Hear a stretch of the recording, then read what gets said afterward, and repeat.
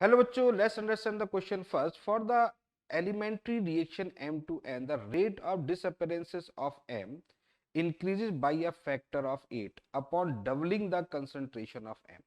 The order of the reaction with respect to M. देखिए यहाँ पर एक रिएक्शन है, क्या है, M से N में कन्वर्ट हो रही है।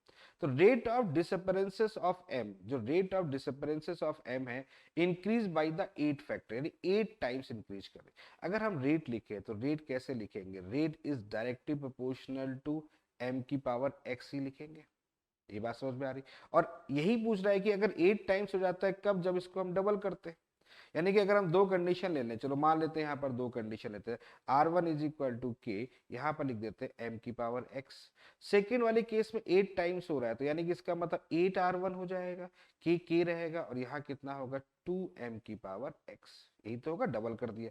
तो कंसंट्रेशन यहाँ पर इसको इक्वेशन 1 और इक्वेशन 2 ले ले।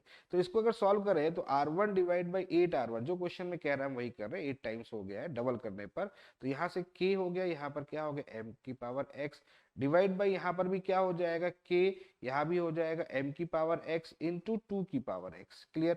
ये कैंसिल आउट कर दिया, R1 से R1 कैंसिल आउट हो गया। तो 1/8 इज इक्वल टू, यहाँ आ गया 1/2 की पावर x, यानी कि 2 की power x is equal to 8, then x is equal to 3। तो क्वेश्चन में यही पूछा गया है, what is the order of reaction, and x is what, x is equal to the order of reaction. Clear है? तो कितने टाइम्स होगा, यानी कौन से ऑर्डर की रिएक्शन होगी? दैट्स मीन थर्ड ऑर्डर की रिएक्शन होगी। और थर्ड ऑर्डर रिएक्शन में जब हम M का कंसंट्रेशन डबल करते हैं तो जो रेट होगा वो कितना हो जाता है? 8 टाइम्स हो जाता है। तो इसके लिए अगर बात करें तो कौन सा ऑप्शन करेक्ट है? हमारा सेकेंड ऑप्शन करेक्ट है।